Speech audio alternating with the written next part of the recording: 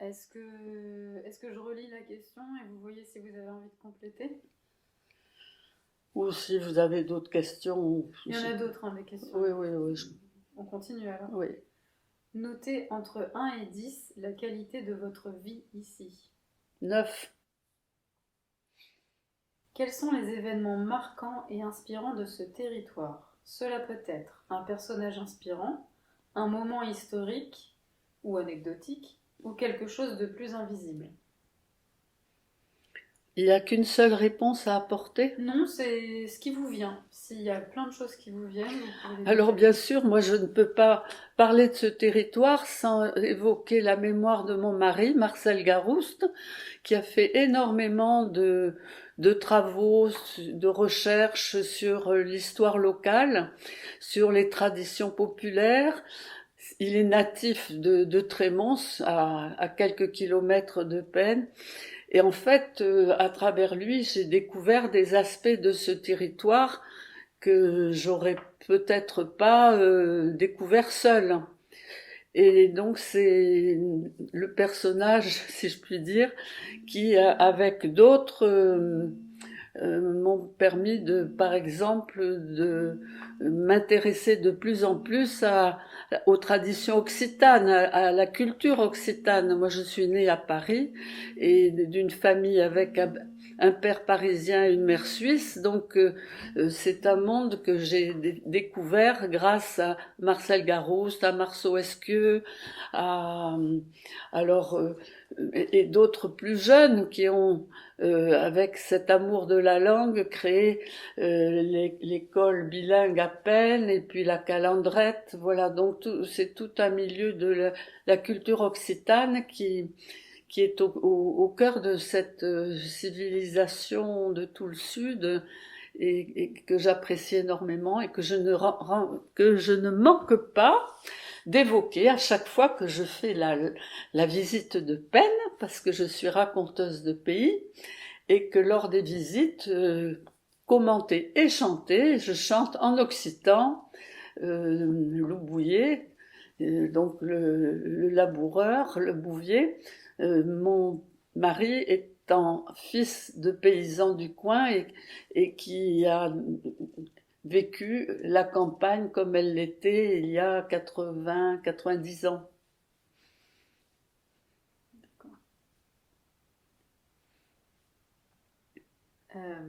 Si ce territoire était une personne, quels seraient ses traits physiques, de caractère, de personnalité et son état d'esprit? Alors, ce territoire, ben on peut dire, oui, la personnaliser en disant qu'elle est assez unique. J'ai voyagé et j'ai vécu longtemps en Dordogne, près de Bergerac, et je me dis qu'ici, c'est complètement différent. C'est différent par les paysages, qui sont d'une grande sérénité, d'une grande diversité, et avec des aspects euh, très apaisants par ses nombreuses rivières. Alors bien sûr, il y a le Lot qui le borde, mais je crois que c'est vraiment un endroit où il y a des tas de petites rivières, le Boudouissou, la Tancane et bien d'autres qui ont modelé le paysage de façon euh, très intimiste, si je puis dire, parce qu'on a des petites vallées qui n'ont pas changé, où on peut encore trouver des troupeaux de vaches, l'élevage étant de plus en plus rare dans ce territoire. Moi, ça me rappelle des bons souvenirs, puisque mes parents étaient éleveurs. Donc c'est un pays que je trouve apaisant. C'est pas bruyant, il n'y a pas de grandes infrastructures bruyantes. Pour moi, c'est le calme ici. Alors, si c'était un personnage, donc un personnage avec une histoire, avec une culture, avec euh,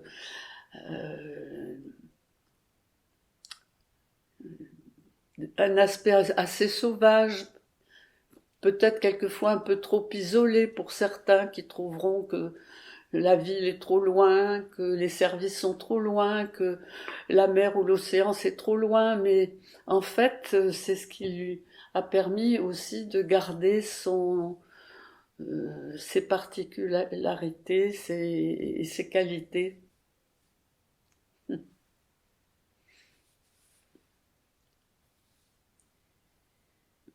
Si ce territoire était un paradoxe, quel serait-il?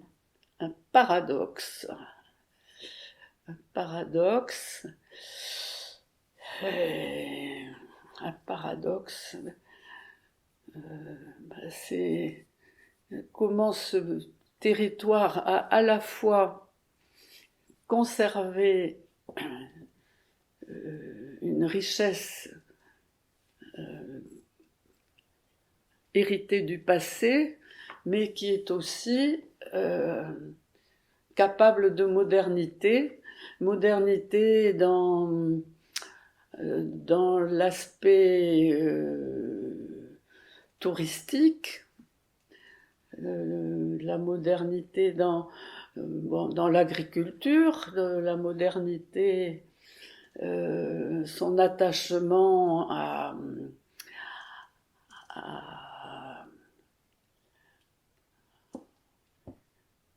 enfin, c'est pas un territoire passéiste.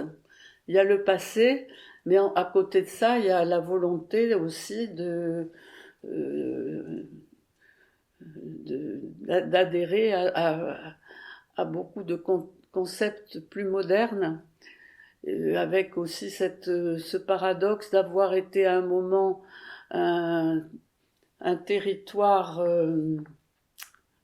où on a fait une agriculture, qu'on a essayé de faire une agriculture extensive, et puis maintenant la diversité qu'on peut garder. Si vous allez sur le plateau, maintenant il y a des cultures que je ne reconnais pas, que je ne voyais pas il y a 5-10 ans.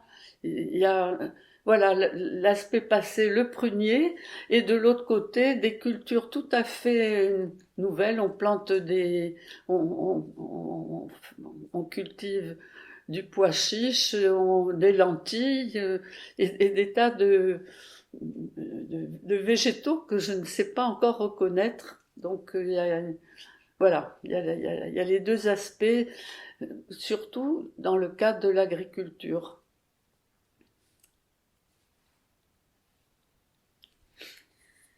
Si ce territoire avait un secret, quel serait-il? Ah, un secret. Un secret. Alors, pour moi, il y a beaucoup de secrets et beaucoup de découvertes à faire encore dans ce territoire. Je citerai comme exemple notre intérêt dans l'association à laquelle j'adhère, qui s'appelle Pays Histoire et Patrimoine, PHP. Nous nous sommes intéressés bien sûr au patrimoine roman, les églises, d'accord, mais il y a aussi tout un patrimoine industriel tout à fait méconnu, avec la prolongation aujourd'hui dans les métiers d'art, qui sont à mon avis pas assez valorisés sur le territoire, et où il y a des découvertes à faire. Ah oui. Ah oui, oui. Mais voilà. Vous pouvez mettre en pause. Du coup, on en était au secret, et vous parliez de territoire industriel. Oui. C'est des choses cachées, c'est des secrets qu'on ne connaît pas. Il y a une filature extraordinaire, là, pas loin sur le bout de Wissous. Je suis sûre que personne ne connaît. On n'est pas nombreux à la connaître. Et puis, des secrets aussi dans l'histoire récente. C'est pour ça que le travail de mon mari de recherche dans les archives a fait découvrir un passé que beaucoup de gens ignorent. Et moi, il faut que je continue un peu ça. Je peux dire un exemple. Enfin, c'est secret, ça veut dire que c'est quelque chose qu'on cherche à cacher. Donc, c'est pas tout à fait ça, mais comment a-t-on construit ce sanctuaire là-haut avec de la pierre qui venait d'où et qui n'est pas d'ici? Il y a beaucoup de choses à découvrir encore sur le territoire.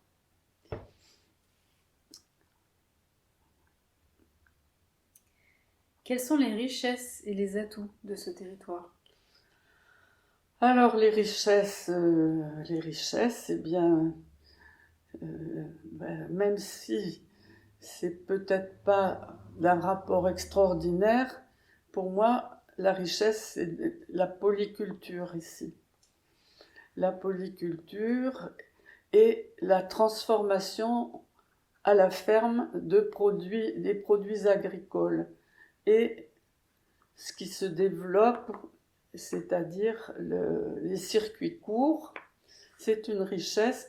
On a la chance, on a tout ce qu'il faut ici. On a des céréales, on a des légumes, des fruits. Et donc, c'est cette diversité de production, la vente directe dans les marchés, on a des marchés formidables partout. Et puis aussi, pendant l'été, les marchés gourmands, comme on les appelle maintenant, tout ça, c'est un contact direct avec les producteurs. Je crois que pour ça, c'est vraiment un atout énorme. Ensuite, la question, c'était Les richesses et les atouts. Atouts. Les atouts. Ben, les atouts, c'est toutes ces rivières qu'on a un peu partout. Et puis, la qualité des sols, le dynamisme des jeunes agriculteurs, même si ils sont peut-être pas assez nombreux, et puis tous les artisans, parce que on a la chance d'avoir ça. Alors, je pense que les côtés négatifs vont arriver en suivant. Bon, il y en a malheureusement. C'est bon. Qu'aimez-vous faire ici que vous ne pourriez pas faire ailleurs? Alors, qu'est-ce que je fais ici? Alors déjà, jamais j'arriverai à habiter en ville. Ici, je suis à la campagne, je peux faire du jardin, je peux faire de la randonnée un petit peu, parce qu'on a beaucoup de chemins balisés. Ça, c'est vraiment un atout formidable. Mes centres d'intérêt, c'est culturel, avec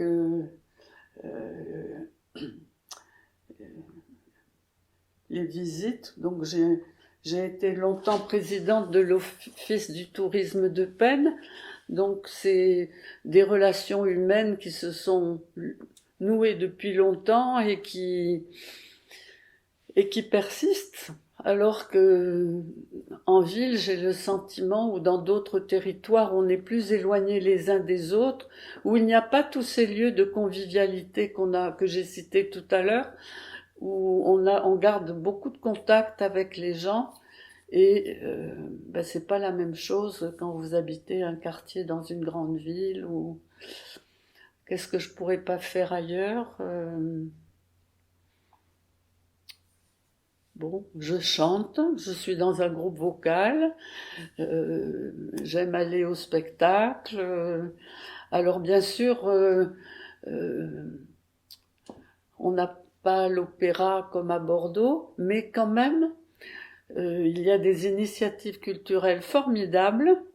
Je ne l'ai pas cité avant, mais après ça, vous connaissez l'auditorium. Après ça, c'est incroyable d'être arrivé à faire ça en plein milieu rural. Et puis il y a la Maison Forte, qui a plein d'initiatives. Je crois qu'on a un lieu, un territoire où les liens, les relations humaines sont tout de même apaisées et assez facile à faire perdurer.